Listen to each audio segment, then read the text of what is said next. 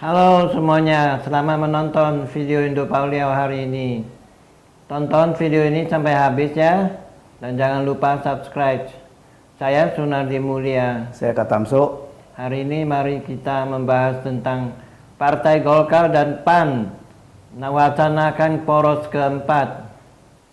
Wacana lahirnya poros baru atau poros keempat dalam Pilpres 2024 munculnya setelah Ketua Umum Partai Golkar Airlangga Hartarto dan Ketua Umum PAN Zulkifli Hasan sama-sama bertemu di Detroit, Amerika Serikat. Keduanya sama-sama menghadiri pertemuan tingkat Menteri Kerjasama Ekonomi Asia Pasifik (APEC). Selain menghadiri pertemuan APEC, kedua petinggi Partai Golkar dan PAN juga bertemu untuk membicarakan rencana pembentukan poros keempat. Pembentukan poros keempat harus diakui untuk memperbesar peluang bagi Ketua Umum Partai Golkar dan PAN untuk maju di pemilihan Presiden 2024, sehingga menjadi bekal untuk memperkuat konsolidasi partai dalam memenangi pemilihan anggota legislatif. Apalagi Golkar dan PAN sudah memenuhi ambang batas pencalonan presiden.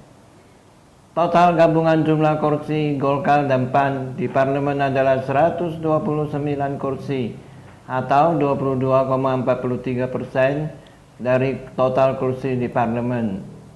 Saat ini Golkar dan PAN sedang melakukan reorientasi kemana-mana arah dukung politiknya jika nanti KIB bubar.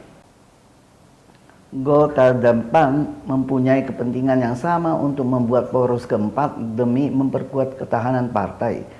Jika mengekor saja, partai pengekor tidak akan mendapat tambahan suara. Golkar dan PAN ingin menjadi dirinya sendiri dan tidak hanya mengekor kepada partai lain. Mengusung capres dari partai sendiri diharapkan akan menaikkan elektabilitas partai. Tetapi jika Golkar dan PAN bergabung dengan PDIP atau Gerindra, dampak positifnya hanya akan dinikmati PDIP dan Partai Gerindra. Golkar dan PAN tidak akan mendapat limpahan elektoral sama sekali. Namun jika poros keempat benar-benar terwujud, dipastikan Pilpres 2024 berjalan dalam 2 putaran. 2 pasang bakal capres-cawapres diprediksi akan lanjut dalam kontestasinya. Skenario capres putaran kedua yaitu pertama, PDIP dan PPP lawan Gerindra dan PKB. Yang kedua, PDIP dan PPP lawan Golkar dan PAN. Yang ketiga, Golkar dan PAN lawan Gerindra dan PKB. Dari ketiga skenario tersebut, maka Golkar dan PAN dipastikan akan memiliki peluang besar memenangkan putaran kedua Pilpres 2024. Seandainya Golkar dan PAN tidak masuk dalam putaran kedua Pilpres 2024, maka minimal ada tambahan suara bagi partai berkat efek ekor jas dari Airlangga dan Hartarto dan Zulkifli Hasan yang maju sebagai capres atau cawapres. Akan tetapi tambahan suara juga bisa didapat apabila calon yang diusung sejalan dengan keinginan konstituen. Harus diakui bahwa peluang pembentukan poros keempat oleh Golkar dan PAN karena keduanya masih kesulitan untuk menentukan rekan koalisi hingga saat ini. Airlangga dan Zulkifli memiliki kesempatan yang sangat kecil untuk dicalonkan sebagai cawapres dari 3 koalisi yang sudah terbentuk. Golkar dan PAN ingin membentuk koalisi poros keempat ini kemungkinan besar terkait dengan pemenangan pemilihan anggota legislatif atau pileg. Memang harus dikatakan sejujurnya bahwa bila mencermati tingkat elektabilitasnya, sulit bagi pasangan Airlangga dan Zulkifli memenangkan kontestasi Pilpres 2024. Namun, konsolidasi Partai Golkar dan PAN akan semakin mudah jika Airlangga Hartarto dan Zulkifli Hasan yang maju di Pilpres.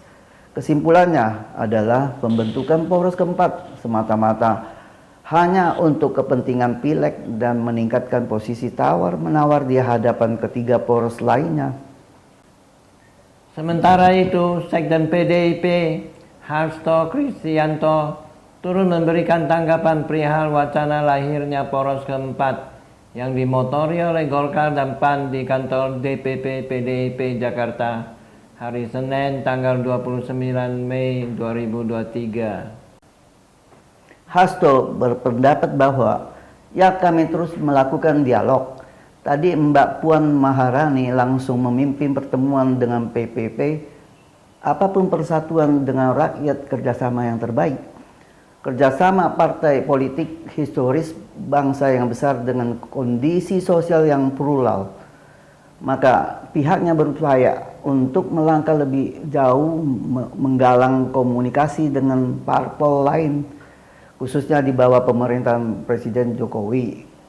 Golkar, PAN, dan juga PKB masuk dalam radar yang bakal diajak bekerja sama dengan PDIP, sehingga Golkar, PAN, PKB ini juga menjadi skala prioritas untuk diajak kerjasama, termasuk di dalamnya ada Perindo.